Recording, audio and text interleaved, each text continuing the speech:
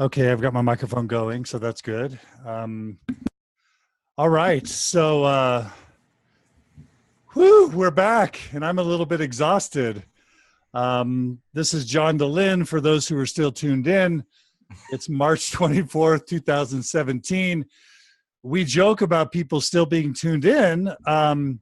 If I check Facebook right now, I think we still have 222 people tuned in. So this is one of the largest live audiences in a sustained way that we've ever had. So let me begin with part 3 of John. Why don't you just call them what they really are? They're members of your anti-Mormon church. Yes, we have congregated here Jeremy. on Facebook. Yeah. No, that's Jeremy. That's Jeremy Runnels. Whatever. That's Jeremy. That's Jeremy. Thanks, Glenn. The original false prophet. No, for those just joining us, welcome to part 3 of our interview with Trevor. Trevor just shared with us an audio recording from March 3rd, 2017, where he interviewed Mormon General Authority Don R. Clarke and Matthew Groh of the LDS Church History Department. We spent about an hour with Trevor before in part 1 talking about his story. It was a beautiful, touching story. And Trevor talked about his life and everything that led up to his meeting with Elder Clarke and Brother Groh. And then during the second part of our interview, we went ahead and listened to the recording. So we've brought on an amazing panel to do a tiny bit of a smackdown. But before we introduce our panel, we're going to have Trevor back just for a few minutes. And Trevor, we want to hear from you. Tell us what it's like to listen to that over again. And I want to hear how you felt when you left as a starting point. John, I don't know if I'm still on. Can you guys hear me? You're on. You're on. Oh, great. So I, as you guys could tell, I went into it not wanting to debate certain topics, just wanting to talk through things. But it gets to a point where obviously you get a little frustrated, and you can definitely, hear that in my voice towards the end, and we kind of go into rapid fire mode a little bit there. But obviously, at the end of the day, I think everybody is passionate with what they believe, and they feel like they need to justify it in a way because there's this, there's pride going on and all that kind of stuff. But trying to cut through all of that and just look at the message for what it was, I did get some positive things out of the meeting. I went home and I looked into some of John Sorensen's work a little bit more, and brushed up on some other things. And unfortunately, there was nothing here that would be like earth-shattering in ways of like revelation or answers to any of my questions. I think most of it were theories and justified ways around kind of tiptoeing around different things. But what was most like powerful to me, like most eye-opening, was how much these prophets and leaders of the church rely on these kind of apologetic historians. That was probably like my biggest like eye-opener. But anyway, yeah, I'd be interested to kind of hear what you guys have to say about it. Well, but before we let you go, just how did you feel? Were you excited? Were you discouraged? Were you sad? And how do you feel now? I think me and my wife left there just kind of with our jaws on the floor, like, wow, like that. If that's the pinnacle, you know what I mean? Like what's next? Do I need to sit down with like the prophet or something? Like, you know what I mean? Like, I'm not thinking Thomas S. Monson in 2017 is going to do better than Matthew Groh. Well, he might. Yeah. I mean, I need to be careful with what I say, but yeah, I don't think that it would have been that much different of a situation. Maybe that's the sad thing, is that I could imagine him sitting back and letting the historian, do the work. But I mean, yeah, it was. What about the idea that that's not a prophet or a leader's job? That their job is to govern the church, to do revelation, to focus on the doctrine, to keep, what he said the direction. What about that argument that we're expecting the wrong thing from prophets if we think that they're going to be experts in history? That was scary to me. That was scary to me because especially when he said, I don't have time. Like, I don't need to know this stuff. Like, I don't have time to know this stuff. We have people working on this for us. What's wrong with that? Scared the crap out of me. Why? Because that's what inspired the question, wait, so do the prophets and apostles even know what some of these issues are? Like, how, you know what I mean? Like, how blind really are we being led, No, but they'd say that the prophets are busy leading the church, and they're busy taking care of things, and they're busy setting the direction. History is for the historians. What's wrong with that argument to you? Why is that not satisfying? Because in a church where everything depends on one event happening, right? It's the keystone of our faith. And so for them not to understand all of the history and logic that goes to that one point in time that basically is a domino effect for the good or the bad, that's a big deal, but it's not just that though. It's the way that they run the church today. You know what I mean? It's not just knowing about, things from the past, but like, he was saying about purchasing ancient documents, like, the whole Hoffman thing. Well, they just kind of assumed that it was true. And so they signed off on it and all this kind of stuff. It's just like, where's the revelation? Where's the prophecies, Well, they answered that. They said it was the proclamation on the family and the temples dotting the globe. Why was that not satisfactory? Well, it kind of goes back to the whole, it's all about the primary answers. Just, you need to read and pray about it. Read the scriptures more, read Moroni, fast. It's like I said, it's a rerun instead of wanting to actually face these issues. What about the Terrell Givens argument that God intentionally leaves gaps so that we have to have faith, and that's the way it's always been and the way it's always going to be? Well, I wish there were smaller gaps, that's for sure. And I definitely believe what I said there, where I don't think there's a common little gap here where God exists and where, logic and science end. I think half of the bridge is absolutely gone. And so I would need to rebuild that bridge somehow. And that's what I was hoping they might be able to help me with. Because it's not like I need to see an angel of God to tell me this is true. But I just need at least the other half of the bridge to be able to bridge that gap. Any other parts that were important or meaningful to you? Glenn wants to raise. No, I think that's probably it for me. I'd love to hear what you have to say. All right. Well, Trevor, really quick. Talk really quickly about why people are asking, did you get their permission to record the audio? And there's people that are going to say it's unethical to record something in secret and to release it without their permission. Right. We touched on this, but just repeat, how do you respond to those concerns? This is a big... And what's in your heart? What are you trying to do here? Is this a gotcha? No, this is absolutely not. And so that's why I mean, obviously I want to give this up to people that would love to be in the same situation that I was in, maybe ask the same or similar questions that I had, and really just kind of take off the gloves for a minute and really talk real, because like we said, this is not a small thing, this is not a small, community organization here. We're talking about millions of people that literally believe this stuff or just don't even know that these problems even exist. And so, I just think that,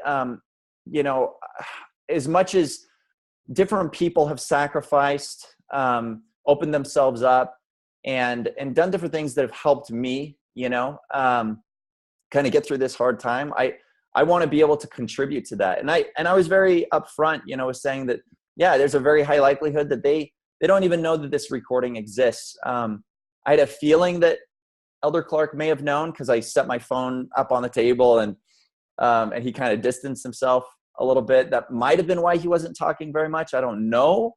But again, I'm fully aware of that. But I hope that they can see that this is the sincerity of my heart, wanting to share truth and information, and everything that they said, I think they would stand by today. So it's not like a gotcha situation at all. It's in an open format, sharing ideas. Okay. And as far as you know, is it my understanding is it's legal in Utah to record if at least one party knows that the recording is happening. Yes, absolutely. And that was one thing that I looked into the day that we were talking about whether we should release this or not. So it is legal. Okay. All right, Trevor. Well, I really appreciate it. I think this is going to be an important interview to sort of show in 2017 where premium elite Mormon apologetics are, where the general authorities are, and where the church is and where it isn't. I think there's a lot of really powerful things in that interview that we're about to discuss with some amazing people. So Trevor, thanks for joining us. Please keep in touch. All right. Thanks again, guys. All right. Beautiful. Okay, everybody. It's time for the Smackdown Mormon Stories style. And who better to do a Smackdown than two of the Infants on Thrones crew plus the brilliant Lindsay Hansen Park. So let's just do a quick introduction, and we'll do ladies first, if that's okay. So Lindsay Hansen Park, why don't you just quickly introduce yourself and tell everyone all the good things they need to do and follow that you're involved with. Am I the token lady on this podcast? Is that what it is? No, you're not. You're brilliant, and that's why you're here. My name is Lindsay Hansen Park. As John mentioned, I am the assistant director for Sunstone. I'm not speaking as Sunstone today. I'm just speaking as myself. I'm also the host of the Year of Polygamy podcast, where we cover the history of Mormon polygamy from the beginning until now. So I have some thoughts about the polygamy comments today. I bet. I was thinking of you quite a bit. Well, Lindsay, welcome, and support Sunstone. That's my little plug. All right. So, Glenn, since you're the boss of Infants on Thrones, do I have to introduce you before I introduce John Hamer? Is that the way it works? Is there a patriarchy in Infants on Thrones? We do everything in appointment order. We have to follow each other through. That's great. Glenn, no, but if I think we're going in a scale from most feminine to least feminine, it's appropriate to have me follow Lindsay because John Hamer is a man's man, okay. much more than I am. All right. So I don't know. What do you? I wanted to ask. I wanted to ask Tyler some questions. It's Tyler, right? He actually explicitly asked me not to include him in the panel. So sorry. Yeah. Maybe he'll respond in text. But just introduce yourself, Glenn, and tell us why you're awesome. I am not awesome. Okay. So. But Infants on Thrones is your podcast, right? Along with several other cool people. We've got 9 infants on thrones that we have a lot of fun with that. So. All right. Well, welcome back to Mormon Stories. This is not your first appearance, I should note, nor Lindsay's. All right. It's my first visual appearance. That's right. You look handsome. Phoenix area has been good for you. Okay. All right. And Lindsay, you've got some hair color going on. Yes, I do. I got it dyed red right before I went down to Colorado City, so I looked like a Gentile, quite like a Gentile. So looking great. All right, John Hamer, you look great as well. So all three of you look great. And John, introduce yourself. Well, I've been on several of your programs. We've been friends for a whole long time, and also supporter of Sunstone. You and I and Lindsay are getting together here in Toronto, which is where I live, for a Sunstone very soon. I'm looking forward to that. I do a bunch of work. April, what are the dates? April what? April 8th, right? Yeah. I should be plugging this properly. So Saturday, April 8th. In Toronto. Here in Toronto. And then a lot of people are getting together the night before to go see Book of Mormon, the musical. So anyway, it's a wonderful. And the day after, Sunday morning, we're going to attend one of your services at Community of Christ. So a lot of people are going to come and see, well, what on earth could John Hamer's church be like? And so you can come to my congregation if you so choose. All right. Yeah. Well, thanks for joining us, John. All right, I really have nowhere to begin, but Glenn, you really were jumping up and down. So do you want to start? Well, I wanted to talk to him about what he really expected to come out of that sit down interview with the questions, and he mentioned, in the wrap up there, that he really did want to believe. He was hoping that they would give him something that could help him with his belief. I'm going to be a little bit skeptical about that. I don't know. Maybe he really is sincere that he feels that that's what he wanted. But I didn't, as I was listening to this, I didn't hear any times where he was taking what they were offering him and he was accepting it or, really considering it. It was kind of like the same stuff. Oh, I've heard that. I can dismiss that and move on to another thing. And so a lot of the notes that I wrote are kind of along those lines where I just feel like it gets to a certain point where it comes to faith. Like, you're either going to accept these things because your faith says, yeah, I'm going to believe in this or true, or you're going to say, no, I need more than faith. And when you've got two different people who are expecting different types of discussions, I don't think that it really goes anywhere. So that's kind of my overall response. John, but Lindsay, then John. Yeah, sorry. I didn't mean to interrupt you, Hamer. So yeah, I was writing notes too, and I'm just going to kind of look at these. First of all, I was really impressed with Matthew Grove's kindness in the interview, and this has been consistent with my experience with church historians. I think these guys are really great. They know their stuff, probably more than the interview even reflected, and which is kind of a bummer that he didn't know that it was being recorded. I think that it wouldn't have changed the answers much, but I think that they really are put in a difficult situation. He led with, I don't know if you guys remember, but he led with the idea of truth is everywhere, trying to find some common ground like Glenn was saying. And that's absolutely factual in the historical sense. There are quotes from our leaders saying that truth is everywhere. I'm wondering if there's a better approach in this interview, because like Glenn pointed out, I think that the stated purpose was to maybe talk about some historical concerns, and then Matthew Grove would address those, and then everybody would be okay. But we've been in this business long enough. We know that that's not really what was happening in this interview. With respect to Elder Clarke, I think that he was hoping that maybe there would be an answer and it would be resolved and everyone would say, oh, I can't believe I never saw it that way before. I would give advice to anyone who is in this situation, talking to someone with doubts or who has concerns. When you're dealing with someone who's doubting, who's lost their faith, you lead with validation first, always. And of course, Matthew Grove did this a little bit. He tried to validate that the CES letter has some historical facts and things like that. But when you feel betrayed by the church, like, you already have the facts you need. I mean, people go into like a 2-month, in my case, it was like a 5-year deep dive into church history. And it's not like, I mean, you hear this with my Year of Polygamy podcast at the very beginning. I promise that if we have enough context, it's going to make this okay. And actually, the more context we get, the worse it gets. And so I almost feel like what you need to do is not try to fix the facts. You hyper validate. I mean, it's like you have to overcorrect with validation. And I wonder if he would have come in and he would have said, here are my problems. And they would have said, yeah, you know what? It sucks. It's really bad. I'm sorry. If that would have had a better approach rather than, yeah, that's true, but here are some ways that I look at it. I don't know that is effective. Yeah. Emotional validation. Effective in achieving what? Well, I'm assuming that the goal would be to either first, take care of Trevor or keep him in the church. And, I just wrote this about the book of Abraham too. Trevor's saying that he looks for answers. He wants answers, but really Trevor at this point already knows the answers. He already knows the book of Abraham. I don't think context is going to convince him. I think if they would have said something like, you know what, it's a mess. All of us in this church are collectively trying to sort this out right now. It's a trial for our generation. We don't have a good answer. We're all coming to a reckoning with our faith. Maybe Trevor, maybe you can help us. You're the one in the seat right now. What would you suggest? Inviting him in, because really I think that this is a conversation about identity.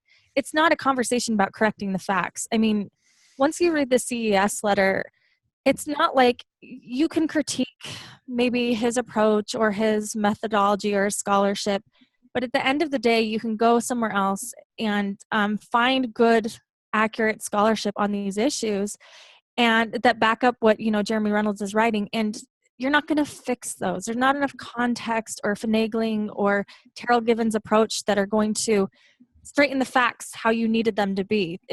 That's not what I think Trevor was looking for. That's my opinion. John Hamer, let's bring you in. What were you going to say? Well, it's too late for what I was going to say. Now there's another whole thing on the topic. So what Lindsay was going to say. No, let's have an opening statement. What was your reaction? What was the first thing you wanted to say after listening?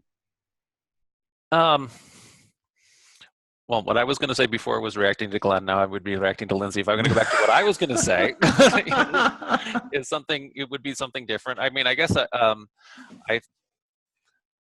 I didn't know what we were going to be listening to when you said, "Hey, let's have do you want to be on a podcast? It's going to be something real cool." I said, "Sure."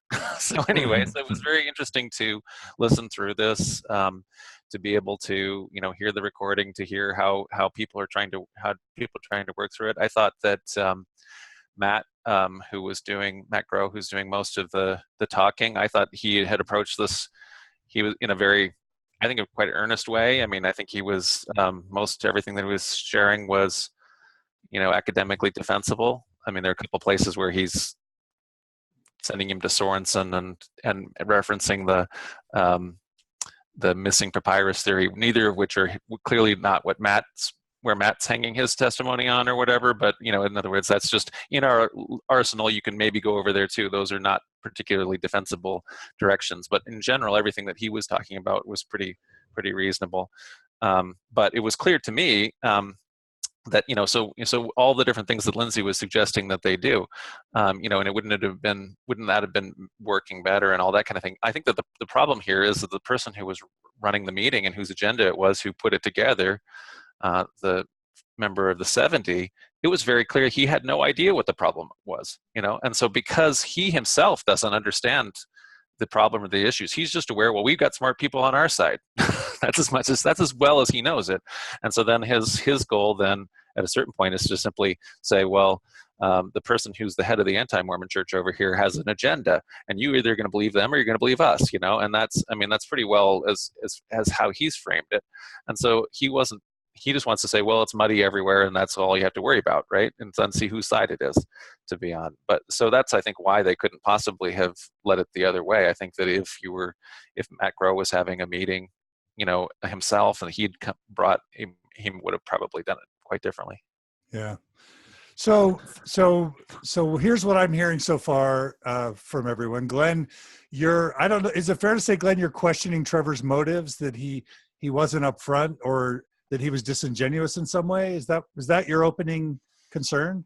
Well, I'm sorry that was my opening concern. And that's what I led with. But that's what I wanted to talk to him about before he jumped off. That was the reason I said that. But did his first hour show you any sincerity, heartfelt desire to seek truth? Did you see the part where he cried about how he didn't want this to happen? And oh, absolutely, yeah. I mean, I'm not doubting his sincerity as a person, and his experience of leaving the church over the last, what did he say it was? It's pretty recent. It's within 6 months of a year, couple years. Yeah. And so for me, I've been out a lot longer, and so it may be my own arrogance that's looking at this and going, oh, I recognize that stage, where I'm like, okay, I've learned all this stuff. It's rocked my world. I want to have a conversation with people and test out these new ideas, but also I want them to know. And so I think they're and I'm projecting myself onto Trevor at this point, which isn't fair to Trevor, but it's all I can do in that situation. If I was sitting there having this conversation with those two guys, I would have been wanting to drop everything that I know to kind of not really trip them up, but to get a response from them, especially if I'm recording it and I know, okay, this is going to be on record, and regurgitating. And it's still part of, I think, him working through all of this himself. But I don't get the sense that there was really anything that they could have said to him that would reverse the course that he had started months earlier. Yeah. And the way that he was interpreting the information. I relate to him because I was able to meet with Elder Holland twice. Yeah. And during those two meetings, honestly, it's true that I was skeptical that Elder Holland was going to resolve any of my concerns. And in fact, he didn't at all. In fact, he raised more concerns. But I don't think it's fair to say that I wasn't open. or even that Trevor wasn't open. When I listen to Trevor, I hear him paying attention to what they say. I hear him processing it. And I did hear several points where he was like, okay, that's a fair concern. I can see what you're saying. But weren't those always followed up with a but? Well, yeah, but that's because is it also possible that they were not satisfactory answers? Absolutely, and that's my point. That I don't think that there was anything that they could have said to him that would have changed the way that he and thought all about I'm things. saying is that's because it's still possible. I'm just saying it's still possible to go into those meetings doubtful and skeptical that people are going to have an answer, but still hoping for it. And I believe that I was hoping for it when I went to Holland. I still stayed in the church years after Holland disappointed me. But I was hoping for it. And I think I would have been sincerely grateful if he had given something, which he didn't do. John Hamer. Right. I was just going to say it's because we're maybe from this perspective aware that there's nothing that they could say, but you maybe until you actually have had them, until you get to the point where you are aware, you know there's nothing that they could say, that you do know, you might still hope that there's something they could say. And so actually I thought that the places where the one of the core places where they were losing him in the interview would be always when would this faith component that you were talking about, or that Glenn is talking about, that this not having that be able to be bridged, and that's where it ends. So in other words, when they would admit, would instead of saying, okay, no, it is this literal black and white, God is communicating directly to the prophet kind of thing, kind of as you've always envisioned it, as two people talking to each other, and they're saying, no, it's not really like that. So where they would use these kind of jujitsu ways of stepping away from making those kind of stronger faith claims, then that would then divide them further, because then he said, and that I think what he was always circling back to, which was, okay, I could believe all these things, but there's nothing, but he was like describing it, when you take the truth component out of it, or whether when you take that core faith claim component out of it, then what's there? That's, yeah. I think. So. And that was it. Oh, Lindsay, please. Yeah. No, I think I agree with all of you. I get to Glenn's point. I agree with him in the sense that, not that I'm questioning Trevor's motives at all, but I think when you're in that situation, you really do. It's sincere that you think that you're hoping for an answer to this, but somewhere deep down in your heart, you already know the answer now, that maybe the Book of Abraham isn't a literal translation. Right. So anything at this point, anything that doesn't sound, that isn't validation, sounds like an apology. And I think that is where the leadership really needs to get real about this. The essays are a good step, I guess, but really what needs to happen is not a better explanation about the Book of Abraham. That sounds like an apology. What needs to happen is validation, inclusion. How do we accept people into our identity who have found out these things? Those are the things that are not being addressed. And in Matthew Grove's defense, he was brought in to clarify these facts, but I think that it could have gone a lot further if he would have said, yeah, you're right. I've had church historians say that to me, and it's so validating to be like, yeah, this is a mess. I don't know. I'm not sure I have an answer to that. Yeah. Because that, to me, that's what Trevor is really asking. He's hoping that the facts will back it up, but we all know that they won't. Well, Lindsay, you're making a great point. Validation is always the way to go. That's like psychology 101. If you're going to be a therapist, you just listen empathetically and show unconditional positive regard. That will get you 70% of the way there in all of therapy. You don't even need an empirically supported form of therapy if you believe in what you're saying. You just show love and empathy, and people are going to feel great about it. I'm just going to disagree with you guys on one small point. When you're meeting with the wizard, when you're at Oz, meeting with the wizard, people that have unrestricted access to everything, if they were to come up with, actually, we have a new DNA study that we've conducted that shows this or that, or actually, if I could take you back to the vault, here's a piece of evidence that shows this or that. I think it's still reasonable to say, all right, I'm going to make sure with the people at the very top that there's nothing I haven't heard. And in that sense, they didn't produce. And so it's a way to sort of say, okay, I've seen the wizard. I stood behind the curtain. I got to ask my questions, and they got nothing. Now, having said that, Lindsay, I think you're 100% right that validation is the way to go. Let me move to. Before we move off of validation, because validation is great. Is it realistic in a situation where you've got a group of very staunch believers and somebody who's come to the conclusion that I'm not believing this, I'm not buying these arguments, and he's seen them, that you can really validate each other? So, I mean, what would that look like for, and I'm forgetting their names, I'm sorry, I'm spacing it out, but Clarke and Grow. And Grow. For them to validate Trevor, because Grow did do that, say, oh yeah, I get that, I've heard that, that there was that, but he can't validate what Trevor really wants him to validate, which is your conclusion in studying all these things indicates that there really is a problem, and there's no solution to that problem except to leave the church. I disagree. I think they can validate up to a point to say, yes, this is a problem, and this is where you need to have faith to fill in the gap. And if Trevor said, okay, yeah, I can have faith that fills in the gap, because then Trevor would have to validate that faith is an acceptable stopgap, but he's not willing to validate them there. And so that's where I feel like that you can validate up to a point, but where it really takes hold in a situation like this, it's not therapy. A situation like this, I don't know where it is. So I'd love to be instructed here. How can you get the validation at that level? Lindsay?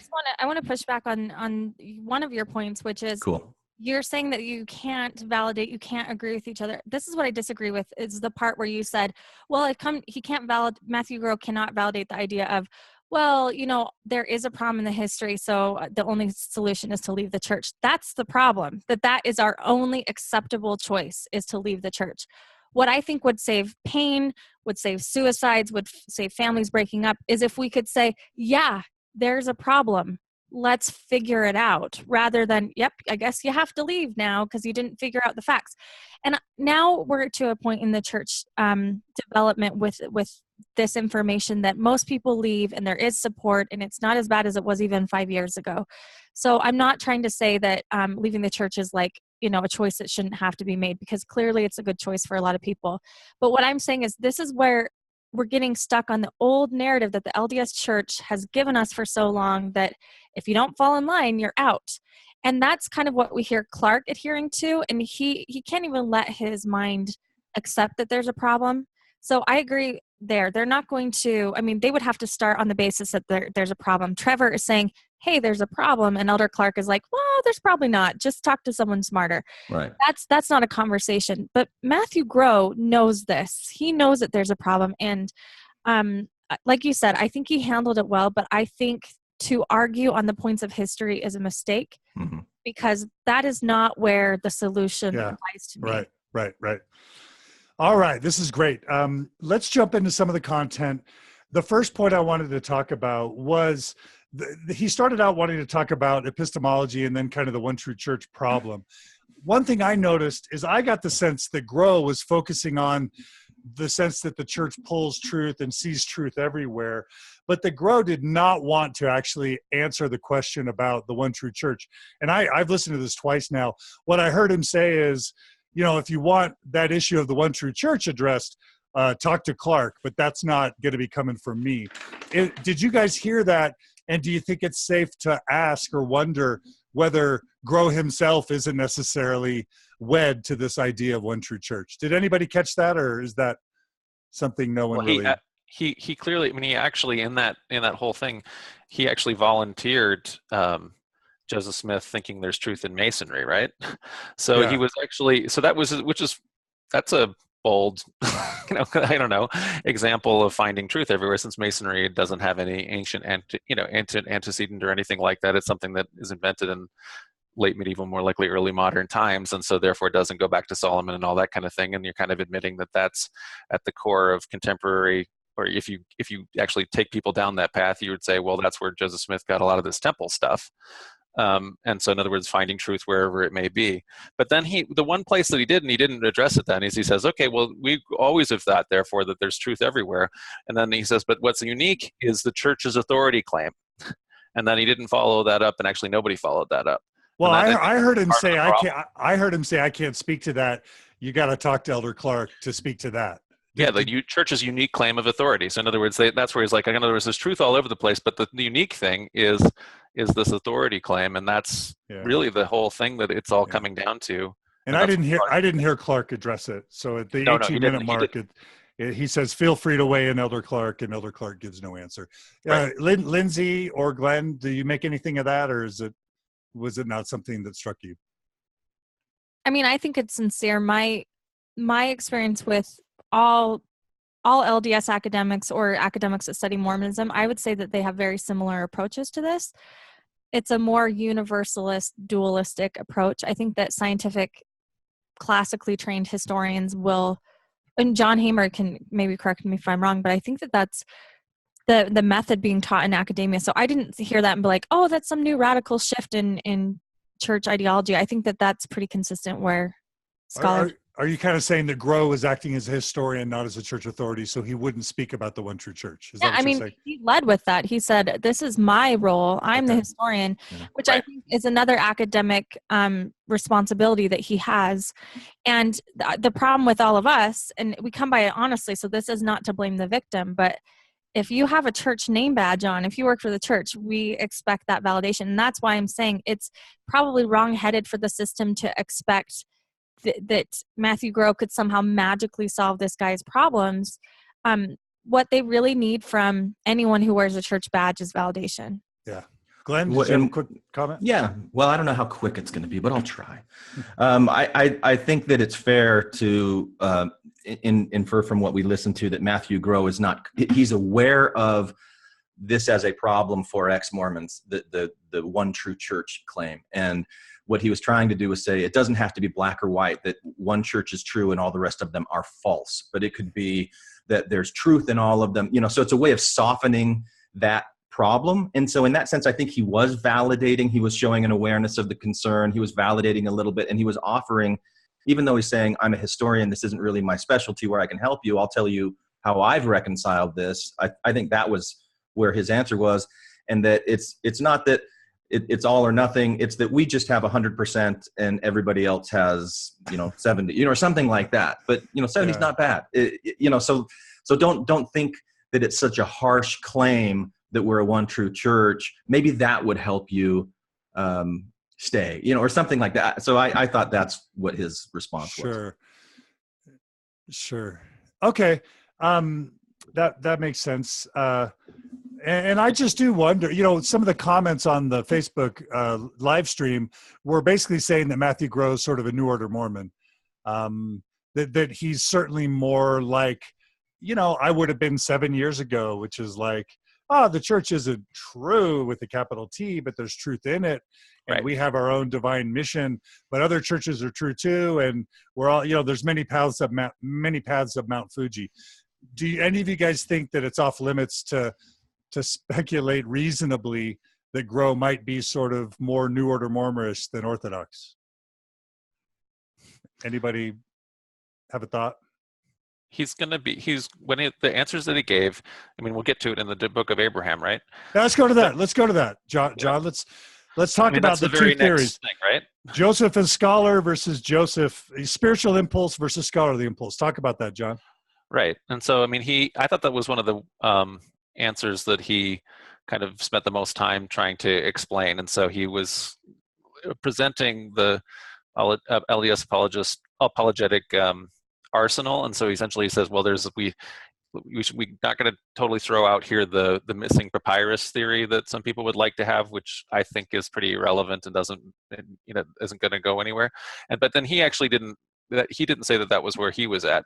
So like you say, he said that what we always see with Joseph Smith, who is an intellectually curious guy who wasn't like Brigham Young, who just thought all book learning was bad. He was actually a guy who, wherever he had the opportunity to, he wanted, they made the school of the prophets of the apostles. They hired a rabbi or a Hebrew teacher anyway to be able to teach them Hebrew. He wanted to learn that stuff, and they were trying to in the Joseph Smith's Egyptian grammar, and that they were trying to put that, try to figure out Egyptian in that kind of a sense. Although even then, there's no clear cut, though. It shouldn't be thought of as being like completely separated, like there's the scholar Joseph Smith and the prophet Joseph Smith. It's all intertwined in him, I should think. But anyway, Matt comes up with the proposal, though. He's saying, well, look, what if we see, though, the book of Abraham as the papyrus is merely being catalytic. So in other words, that this is another kind of, direct revelation where Joseph Smith is the source here of the text entirely, and it's not actually any kind of translation in an academic sense. And so that's quite a nuanced view that isn't probably going to be printed in a CES manual anytime soon, right? And so if you're saying, does that make you a more nuanced, sophisticated LDS position, that's where he's at, it looks like. It seems to be a lot of the comments on Facebook were that Joseph did claim to be really translating. And this is something that really struck me last week or the week before.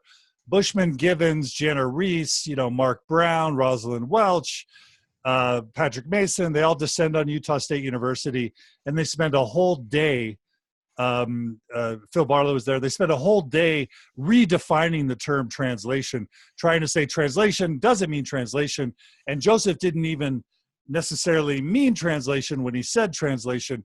Translation can be all sorts of other things that then allows the scriptures to still be valid even if they're not historical. And my question is there evidence that Joseph meant translation when he said translation? And are they being a little bit muddying the waters a little bit?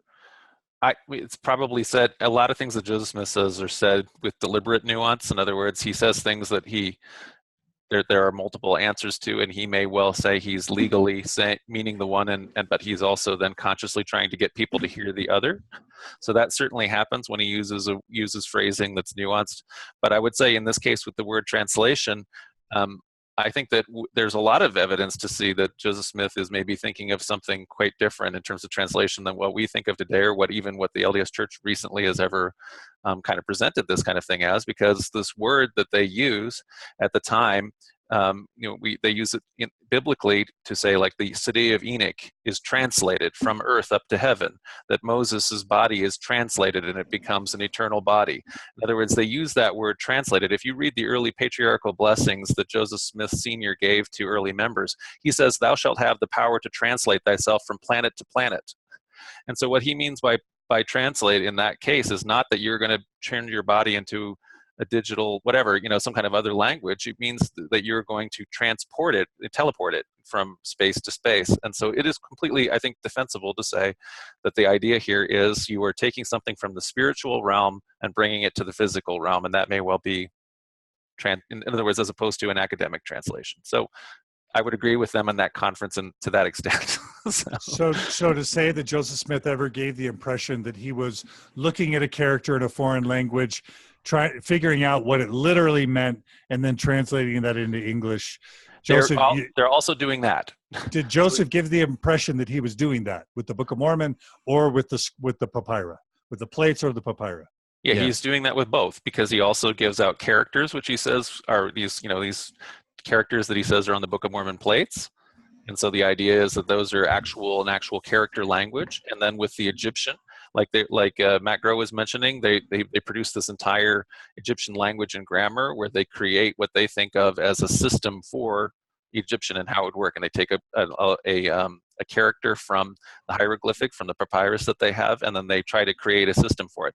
But their understanding of hieroglyphics is completely wrong. It's this idea that everybody had in the 17th, 18th, 19th century, that Egyptian language is entirely magical. And so each one of these little glyphs can be a whole paragraph. And that is actually, and their basis for that, then, those same things that are happening in those glyphs, a lot of those same phrases enter into the Book of Abraham text as we have it. So it is not a completely separate thing like they like to do. It's intertwined. Glenn, what do you think about this?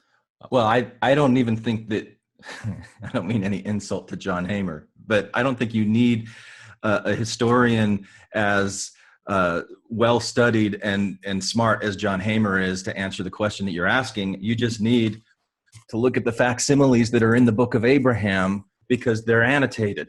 And Joseph Smith said in here, this place right here at number 1 says this. And the things that used to capture my imagination when I was a kid poring over this in sacrament meeting were the ones that would say, contains writings that cannot be revealed unto the world, but is to be had in the holy temple of God. And then figure 9, ought not to be revealed to the world at the present time. Figure 10 also. Figure 11 also. If the world can find out these numbers, so let it be. Amen. Just look at what's in the scriptures that are being published and circulated among Mormons today, and you can see that Joseph Smith was very literally assigning meaning to these characters and intentionally withholding and saying, oh, you're going to get more of this later. So to me, it's not really even a valid argument or a response to take the catalyst theory and to say that he wasn't working from that. But it doesn't, again, listen, I'm going back to the question of validation. How do you show validation in a conversation like this when Grow is clearly saying, well, yeah, there's things like this, but you've got to take it on faith, and you got to look at all the other scriptures that he did and what was Joseph Smith and put it into all this context. And he's taking this very apologetic approach to it, but it's so that he can validate or justify his faith. That's why I believe this. And they're never going to get to a point where he goes, oh yeah, you're right. Boy, the facsimiles in the Book of Abraham are just wrong. Yeah, and Lindsay, I want to bring you in here, but I'm pretty certain that Joseph Smith told people that these papyri were written by the hand of Abraham, if I'm not mistaken, that he believed that he told people that. And sometimes I just think Occam's razor applies. My nephew once said that nobody is postmodern about a label on the rat poison. You look at the words and you see what it is and you don't mess with it. And I think sometimes Occam's razor applies. And in the case of the Book of Mormon and the Book of Abraham, the use of the word translation, he meant to give people the impression that he was translating ancient records into English, and that's the end of story. And trying to expand the word translate to make it fungible, I think, is just grasping for straws in a narrative that, and I like to say this, that if I went to Patrick Mason or Phil Barlow or Richard Bushman and said, I've received ancient records from somewhere and now I've translated them and look at what they mean. If there was a source translation for the original language, they would look at that. They would say that I was making it up, and they would say that I was a fraud. They wouldn't, add, give me credit for being able to channel some spiritual sort of knowledge. They would just say, John Dehlin is fooling people. He's a fraud. Ignore him. But they're willing to do that for Joseph Smith for whatever reason they are. Okay, Lindsay, what do you want to add? Okay, I'm going to get all Mormon feminists for a minute, okay? Because when Mormon feminists talk about issues in the church, very rarely in feminist spaces are we talking about the Book of Abraham. So like when I'm hearing you guys talk about it, I'm thinking like, this is such a Mormon man conversation. And that's not derogatory. It's not derogatory. So, and certainly the Book of Abraham is an issue for a lot of women. That's not what I mean. But I'm just thinking like the way that you guys were taught and viewed to view the church was one way, right? And the way that women are taught to view the church is another way. So women are taught in the church that we don't have authority. We don't have the power. So we're always doing like these little shifts and moves to have it make sense. So I feel like women are almost more equipped to have more nuance in these things. And that's why the literalistic translation of Book of Abraham, I think, doesn't matter to a lot of women, because for us, it's a different approach. So I'm going to bring that into it. And I'm speaking generally and more about my experience too. So I'm not trying to project my stuff, but we're like arguing fact for fact. We're expecting, Glenn, when you're talking about validation, I think what you're saying is you're expecting Trevor to go in and be validated on the facts. That's not what I'm saying at all, because I think that's impossible. Let's throw the facts out. Let's say the Book of Abraham is garbage, that Joseph Smith made it up, whatever we want to say about that. There's this feminist thinker, Audre Lorde, who says this quote, that you'll never, for the master's tools, will never dismantle the master's house.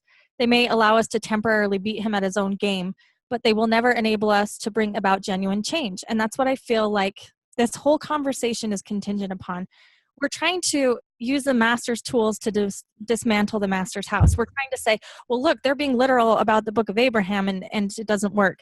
Of course it doesn't work. Like Glenn pointed out, the facsimiles are being taught literally. The problem in the church for me is that we teach people to think about this literally. And now, we're reaping what we sowed with that. And so we're trying to have this conversation where we're beating fact for fact, and it's not going to match up. It's not, because Joseph Smith, the way he saw the world, the way that he did things were shady. A lot of times they were shady.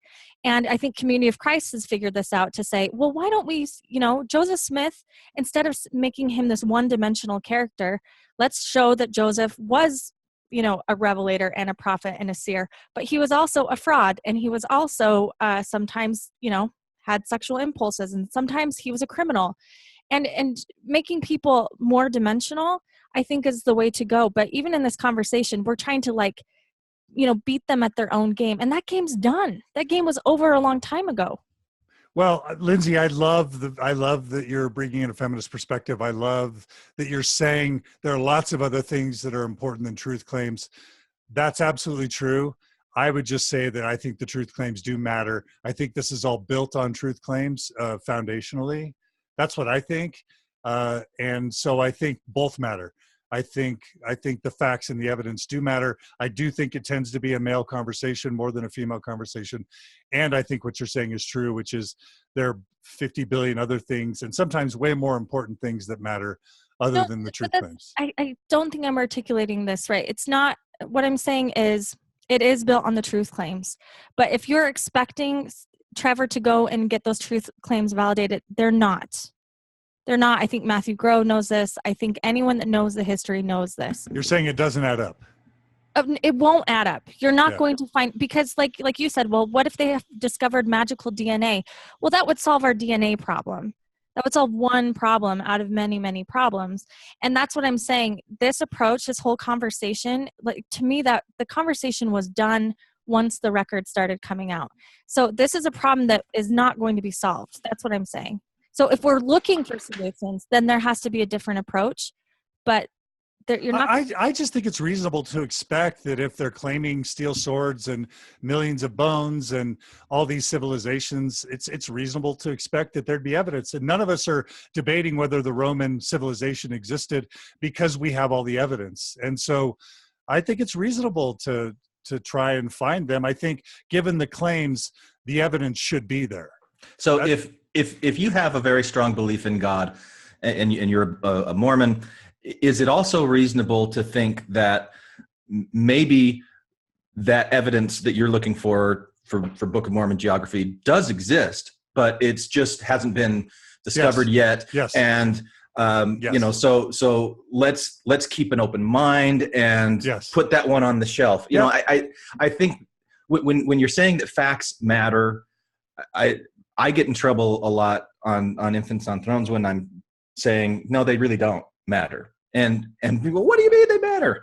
Well, they don't matter equally to everybody. You know, I mean, that's like right. there are people that care about it more than others. And so, I'm interested to hear more, and maybe we need to do this in a separate discussion, Lindsay, but talking about what validation is then, like, because I think you're right. The type of validation.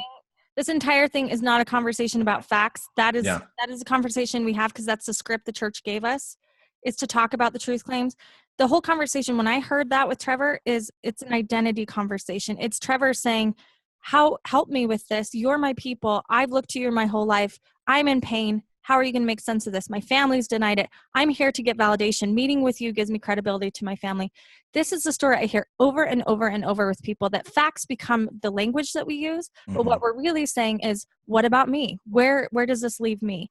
And so that is what I'm trying to say. I'm not giving it advice to people going in or to even Trevor. I'm speaking to the Matthew Grohs of the church. Like, if you want to have an effective conversation, it's not going to be with the facts. That's what I'm trying to say. That's true. Lindsay, that's 100% true. I love it. You're bringing a beautiful perspective, and I agree. No, it's not going to end well. The best thing to do is to validate and show love and empathy, to kind of follow Christ's example, ironically, just unconditional love and support and empathy. Try and get into people's mind and heart and see where they're coming from, and tell them that it makes sense that they feel the way that they feel, that they're not alone, that they're not crazy. And you're right, Lindsay, that is 100% what they should do. And I'm going to say that facts matter. Really quickly, we don't want to belabor this, but do we want to talk at all about the Book of Mormon conversation? He mentions via the Hebrews and the late war. There was this interesting quote from Brigham Young that he pulls out, which is, I wouldn't be stumbled if the prophet translated 40 times and it was different each time. God speaks in the language of translations. Then he talks about Gibbons saying that God leaves things muddied so that there's a role for faith. And then, of course, Trevor responds by saying it's the church that muddies the concept of faith. Again, he's saying that logic and science and DNA and everything matters. It should matter. Are we now kind of beyond the point of even talking about that? Is that kind of the same conversation? Lindsay would probably say yes. No, I mean, clearly, I listen, I think people might feel invalidated what I said. Facts matter to people, like you guys just brought up, because if that is how you hinge your testimony, then that makes sense. Mine was a heritage-based testimony. Mine was based on the pioneer stories and the feelings. So I come from a different perspective. Sure. No. It's a beautiful, it's an important one. And there's many people like you. Gina talks about this all the time. Gina Colvin, the people of New Zealand, she gives us the impression they never took the Book of Mormon seriously in terms of a historical document. Isn't that kind of what Gina says too? Yeah, but I mean, so people that have been hurt by the church, their adverse reaction is like, so stop trying to, apologize for the church. That's not what I'm saying. I'm just saying when we engage in this kind of fact for fact debate, I feel like that's the script the church gave us, because they're saying it's all true or it's all false. And I'm saying, I don't care if it's true or if it's false. Here's how it functions and here's what it serves in my life. And if it doesn't work, it doesn't work. But I want to talk about polygamy. So we're getting there. We're almost there. We'll talk about polygamy. Okay, Glenn or John, anything about Book of Mormon that you guys want to talk about, including his reference to Sorensen? John Hamer, you mentioned that earlier. Are you not a fan of Sorensen? No. Huh? Yeah. So no, I'm not. Why not? What's wrong with Sorensen? He's got a PhD and you don't. Yeah, Oh, that's correct. Sorensen stuff is just really, really, really, really horrible and bad. And I mean, it's just none of it's academically defensible. It's the kind of thing that Michael Coe called the lunatic fringe of Mayan, distortion. So that's just a bunch of misreading of the text, misreading of all the archaeological stuff and all of these kind of things. Anyway, so no, I don't think that would have been very helpful as a place to send anybody down. I also think that that whole part of it though was kind of muddy, because at a certain point Trevor got accused of throwing the kitchen sink at everybody. Yeah. And so I think that once you do start coming down the whole thing, when you just and I wanted to ask him, he really has read the entire thing of View of the Hebrews. That is a boring book. So so I don't know. But anyway, so I mean it's hard to defend. The one thing about it, that I think people haven't actually gotten their hooks into very well, is that the Book of Mormon, because of its literary dependence on the King James Bible, shows conclusively that it's a modern text. And so that's something that we don't take as one of these smoking gun things. People like Glenn was talking about the facsimiles. Yeah. Matt Groh actually said in there and admitted on the facsimiles, he says, no one disputes facsimile number one is not a direct translation Egyptologically, which is a pretty big concession, right? Yeah. So he actually threw that one under the bus or whatever. And I think that the other one is that they have to eventually come to terms with is literary dependence, which is to say we have a manuscript transmission of the transmission of the Bible through all the monks and everything like that. So we can tell which Bible manuscript comes from which exact Bible. And there's all the different variations and everything like that. The Book of Mormon not only quotes the Bible extensively, it also paraphrases it and reuses it. So the sermons are often paraphrasing Paul and things like that. Those paraphrases are literarily dependent on the King James Bible. That's just completely, anyway. So in other words, it means that it's a modern text conclusively. So that's an important one. So much more important than View of the Hebrews or the Late War or anything like that. So Glenn? I would wager to predict that if John Hamer had been right there next to Trevor and had said this to Groh and to Clarke, it wouldn't have made a single dent in the way that Groh or Clarke feel about, Joseph Smith or the Book of Mormon. Oh, yeah, it would, because they're already committed to their faith in this. I think the one thing that came out in that section that I really liked that Matthew Groh said, Trevor brought up the View of the Hebrews. He brought up the other one, and he said, "Oh yeah, have you read them? Did you go read them? Go read it." Great advice. Everybody should do that. Yeah. Like any of these things that come up in the CES letter, that come up on podcasts, or that you read online, go test it out for yourself and see how it it feels. And then don't just stop there, but do a textual analysis of the Book of Mormon, like John was just talking about. Do a textual analysis of the Book of Abraham. Do the things that are actually written in here, do they seem like something from 2,000 years ago?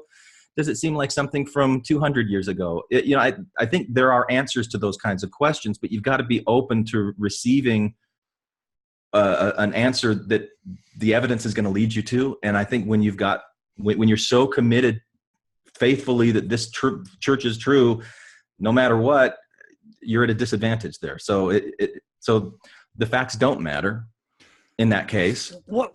Yeah. Yeah. What about the point so facts where, don't matter? Right. Yeah. And there's lots of comments from people on Facebook echoing that they love Lindsay, they love her perspective, and there's several people saying the facts matter. So I think both are true. I think Donald Trump, man. Donald Trump is president of the United States. Facts do not matter. Did I ever say that facts don't matter? No, you did not. You did not. Here's the thing. Here's the problem. Again, I'm going to say this again, and I hope I can articulate it. The hierarchical narrative, the narrative given to us by the church. Joseph's narrative, Gordon Hinckley's narrative. Joseph's narrative. No, look, it's not only Joseph. Matter. Go ahead. Yeah. I was going to say, he keeps on equating the current LDS narrative with Joseph's narrative as if the LDS Church isn't massively distorting the early history. The way Joseph Smith, I'm not going to defend Joseph Smith. There's all these things are also, I mean, if you want to use the facsimiles, he's got a smoking gun there of a direct mistranslation that shows he doesn't know a thing about translation. But his narrative is very different from contemporary LDS narrative. So if we're talking about right now for Lindsay, what's happening in a person's social context is how is the current hierarchy doing this, including distorting Joseph's narrative. So it's not just so don't keep saying. Of course. So this is what I'm trying to say. If we hinge everything on facts, well, then we get to open ourselves up for 100 different scholars' interpretation. Well, here's what Joseph actually meant. And if you look at this source, then it says this and this and this. And I'm saying that conversation doesn't matter to me because that conversation is useful. And that to me strengthens the hierarchical narrative. Facts matter. Of course they do. When I look, I did a year of polygamy podcast. I know a little bit about sorting through this stuff.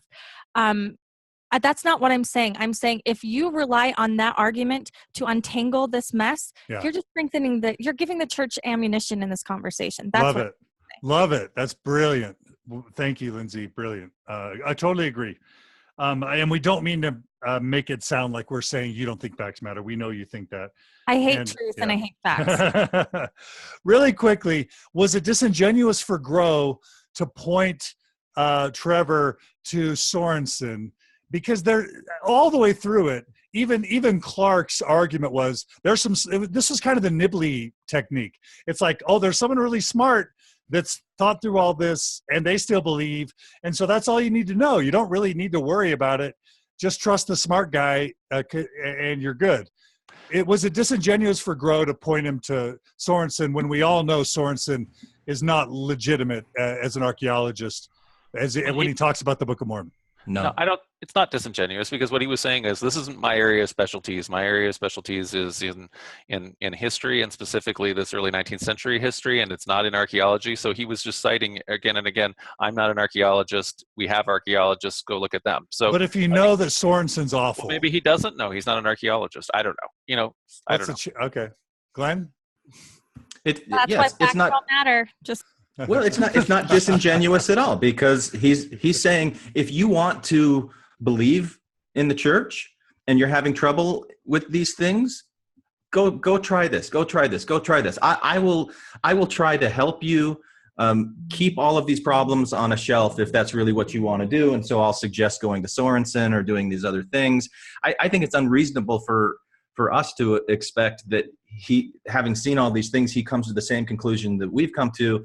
And if he doesn't, then there's something wrong with that. I think we have to accept that that's fair. He's perfectly valid in where he's chosen to rest in with his faith and his belief in the church. I just think that if we all know that Sorensen's, if reasonable, smart people and all the secular archaeologists know that Sorensen's work has no credibility, that should inform the conversation. You should at least give a disclaimer that's like, check out Sorensen, even though every single non-Mormon archaeologist thinks he's crazy, if they look at his work. But check him out. I think it merits that sort of disclaimer in an informed world. That's just my opinion. Except that what does he want? What does Matthew Grow want for Trevor? I want him to stay in the church and believe. Well, he probably wants Trevor to be comfortable with whatever he chooses, But I mean, Matthew Grow seemed like a pretty cool guy, but so I think it's unreasonable to expect him to give that kind of, or to have that. I don't see anything from what Matthew Grow says that would indicate that he views Sorensen the way that you just described.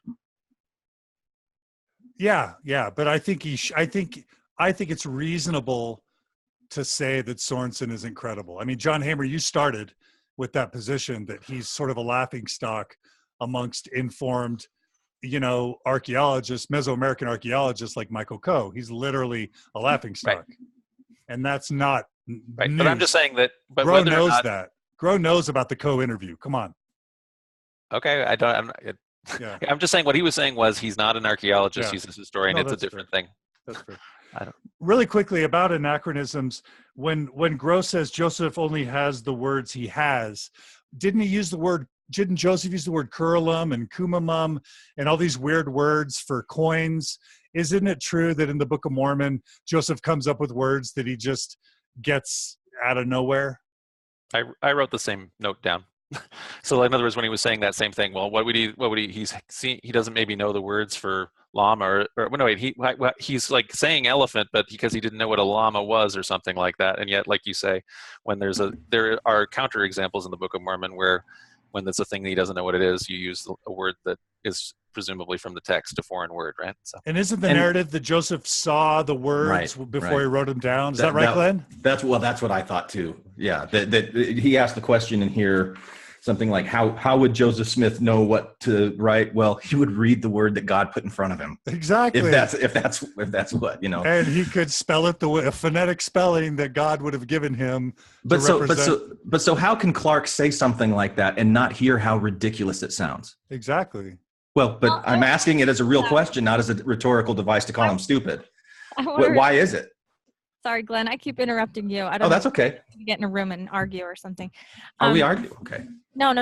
Just for fun. I'll tell you facts don't matter and you can argue. No, so to answer your question, I spent a lot of time with believing Mormon fundamentalists, and this last weekend, especially with faithful FLDS, I got to spend some time with them. And I think that I'm getting really good at paying attention to these dynamics of talking to people who really, really believe and come from a different worldview than I do. And so I was paying attention to this conversation and seeing how Clarke engaged versus how Matthew Grow engaged. And it was so interesting to me because they were really having two separate conversations in my opinion. And so Clarke, this is a word I've termed for it, is called like the faith force field. Like when you get all of these facts, so Grow and Trevor are having this conversation about all these issues. And I think Clarke couldn't hear those issues. Like he was there and he was nodding and he could hear the words, but like the faith force field is up. So it's kind of like bouncing off. So he's hearing, oh, they're having a discussion, but I am so firm in my faith that there are no problems. And so I think when we look at how Clarke engaged, it's a completely different conversation. Yeah, definitely. When they talk about DNA, does anybody want to just summarize their reaction to the DNA conversation? Basically, they're saying we don't know Lehi's DNA. It could have been swamped by other people. Maybe there were lots of people before the Nephites and the Mulekites. Anybody want to comment on the treatment of DNA, just really briefly before we jump on? Is it worth long it? time example of those not appearing in the Book of Mormonites, right? So it's like this asterisk. The majority of the people go entirely unmentioned in the text. So they do mention when they encounter people like the people of Mulek who would just have Hebrew DNA since they're from Judea, right? And so they mention that. They mention when they encounter the last of the Jaredites, but then they have somehow failed to mention the fact that there's this large population of pre-existing indigenous people that have crossed the Bering Strait that are not being mentioned in the text. So that's how modern, in reaction to the fact that the DNA evidence didn't prove out, that's how they've distorted reading the text. So that's the same same apologetic stuff that's been around for a long time. And I just want to point out that Elder Clarke was wrong when he talked about the Mulekites having come to the New World from a completely different place. Textually, they both came from Jerusalem. So he was factually incorrect there, but it didn't have any impact on his testimony, which is more evidence that facts do not matter. I know, and that's why I was like, cinnamon roll. Like, I just want to hug you and put you over here. Go check on the children in the nursery, because this is not a conversation for you. And again, that sounds super condescending, but this is what we're dealing with, right? This is why people are going to the CES letter, because their leadership doesn't even know the facts. Oh, gosh, we need a different word now at this point. Yeah. I'll just say Jamie Hansen is going crazy about the DNA discussion. She shepherds a really good DNA conversation on Mormon Stories, so please check that out. Shout out to Jamie Hansen. Julie Lester says John Hamer makes me have hope for humanity. Nice job, John Hamer, for giving her some hope. Lots of people giving love for Lindsay. Glenn, I'm sorry, I've not seen one shout out of love for you. Not one. Or me. That's not what I'm going for. Not going for the love. No. That's good. Okay. And I think it's interesting. I love you, Glenn. I love you. I love you too, Glenn. Thanks. I did think it was interesting that hey, John. John just says that. I think it's interesting that Clarke didn't speak up until like the 39-minute mark. So we went 40 minutes into the conversation, and Clarke stayed silent. And then as soon as he speaks up, as you mentioned, Glenn, maybe he kind of doesn't always know what he's talking about, which is true for me. So I can't fault him either. All right, so we'll go ahead and leave a lot of the truth claim stuff. It quickly moved into a discussion about what prophets are. Trevor basically saying, look, if there's all these errors, if the brethren can't just ask if it's true, what's the point of having prophets? Don't prophets talk to God? And then Grow quickly says, oh, well, what does it mean to be a prophet? I think we should talk about that. And then Clarke goes in and talks about the process for blacks in the priesthood and how it was this long process that involves a still small voice, and that it's really a lot, in many cases, it's really a lot like any of our conversations with God, meaning that it's wrought with inaccuracies and can be overturned and can be wrong at any point. But communication happens. Okay, Lindsay, I want to give you first take on this. That whole conversation about prophets and divine communication, that's not talking about faith mattering, the facts mattering. Did you have any reaction to that part of the conversation? I mean, I feel like this is the trickiest part of Mormonism, because I know a lot of prophets now. In the work that I do, I get to meet a lot of prophets. And I mean, a lot of prophets. I was just emailing one yesterday. I'm not going to give you his URL, although he'd probably love that. There are a lot of prophets because of this. And I say, well, would your arguments apply to all of those who, prophets? That Mormonism has divine revelation and personal revelation, and we have priesthood authority. And because of that, that's a recipe to make prophets, right? So from my perspective, that is how I heard it. Oh, this is so interesting. Would these arguments apply to, maybe the prophet down in Manti, or the prophet down in Parowan, or the prophet up in Canada? That's how I see it. The way that they talked about Monson was really interesting, or the LDS prophet, sort of like, but look how, I think at one point, Clarke, I don't know if this is in the conversation, he's like, but look how many temples we have. And I was like, oh man, I feel like we could get a little bit more creative, set our bar a little higher on what we expect of prophets. But those are my thoughts. I just want to step in really quick. Glenn, we've had several people say that Glenn is amazing. Jennifer, Julie, and Becky all love Glenn. Scott says Glenn is okay. So Glenn, your stock is rising. Any other reactions to this kind of issue about what prophets are, and sort of it seems like they're defining down what a prophet means. Isn't that what they're doing? They're discounting. Glenn, why don't you talk about that?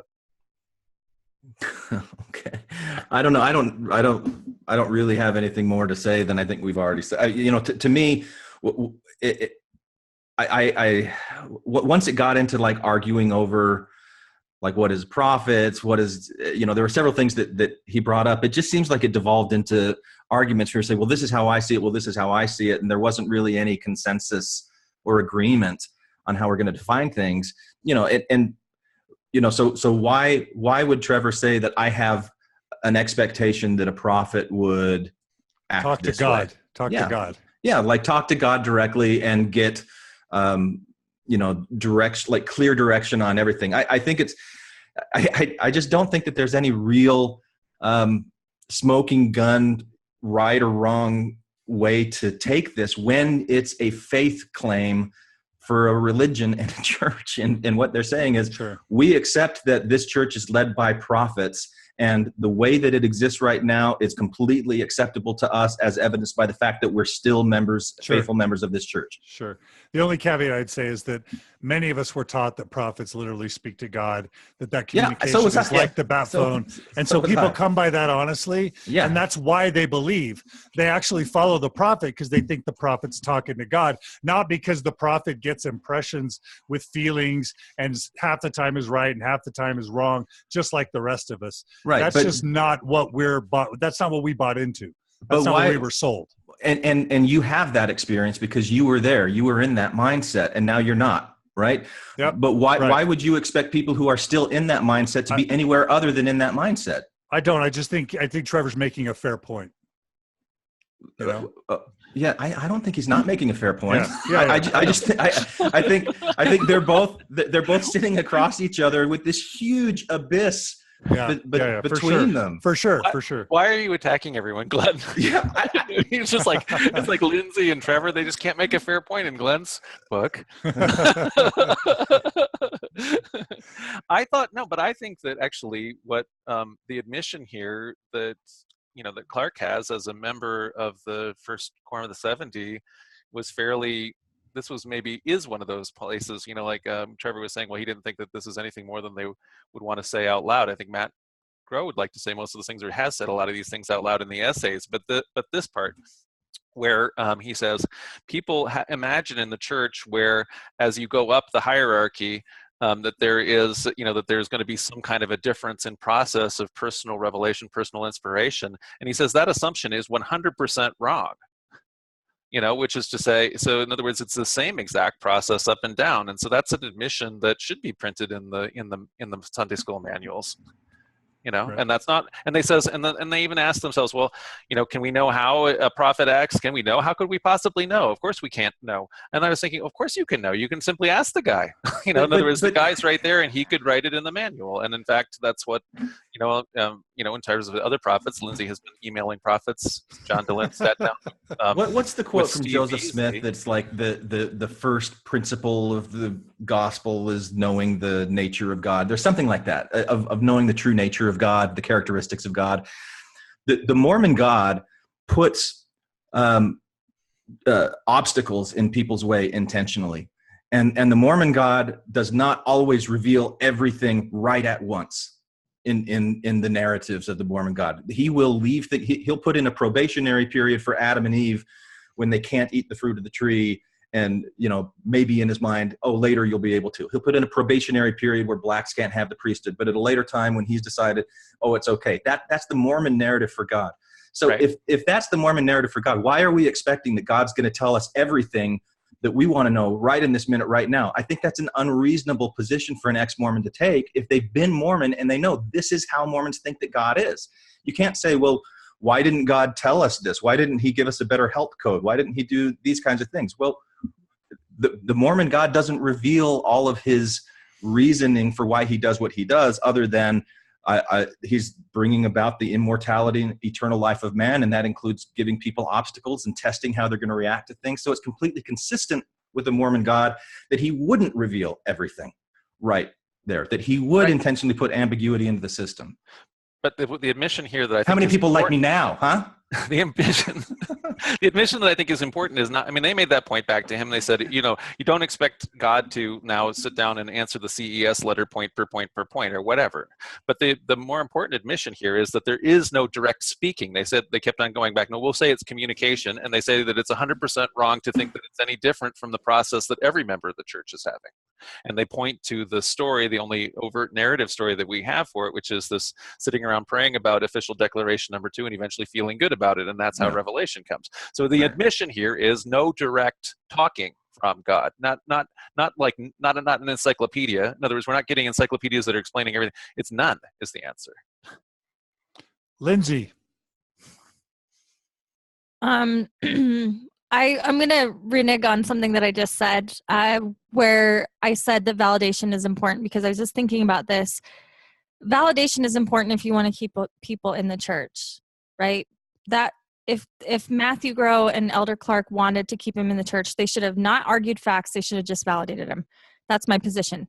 However, what I think that we as people who question are probably wrong about is wanting their validation. Because when we're wanting their validation, really what we're wanting is their hierarchical validation. That's what we want. We want them to put their stamp on, like, you found out these facts, you're right about it. That's what we want. Yeah. Okay. Well, welcome to the dark side, Lindsay. Well, All that's right. what I'm saying. I'm just saying, sorry, my kids were knocking on the door. When we want validation, and that's what Trevor was really saying, like, here are the facts. If we still are looking for the church to tell us, yeah, you're right, those facts aren't true, maybe that's a problem on our end, because they're not going to do it, and maybe we don't need them to. That's all I'm saying. Yeah, and I think there's a drive to want them to, because those have been the authority figures that we have sat at their feet our entire lives, and we love them and we crave that kind of validation from them. But that's why earlier when I prefaced this, I mentioned the amount of time that Trevor's been out compared to the amount of time that others of us have been out, and maybe this is a reflection of that from time comes distance, and those bonds to those authority figures will reduce over time. But I think it's totally reasonable to expect that a church leader, somebody who was your mission president, that you loved and respected, and still he loves and respects him, that he would be able to provide him some validation and have this kind of conversation with him. But I don't know. I've never seen one that goes really well. I'd love to, that where they both get that, they come out of the meeting feeling like, yeah, that was really productive. We really touched each other in a profound way. And I think Trevor was touched by it, but anyway, now I'm really worried about everything. No. People are listening to this. Don't worry about it. Yeah, we've got still 200. Let's see, over 200 people tuned in. Okay. And that's a lot.